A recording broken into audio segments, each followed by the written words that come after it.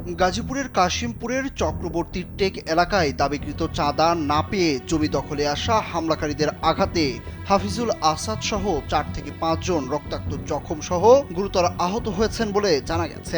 আহতদের মধ্যে একজন গণমাধ্যম কর্মীও রয়েছেন। মঙ্গলবার সকাল 10টার দিকে এই ঘটনা ঘটে। আহত মোহাম্মদ হাফিজুল আসাদ গাজীপুরের কাশিমপুরের চক্রবর্তী টেক এলাকার বাসিন্দা। এ ঘটনায় আহতের স্ত্রী তানিয়া আক্তার বাদী হয়ে কাশিমপুর থানায় একটি লিখিত অভিযোগ করেছেন।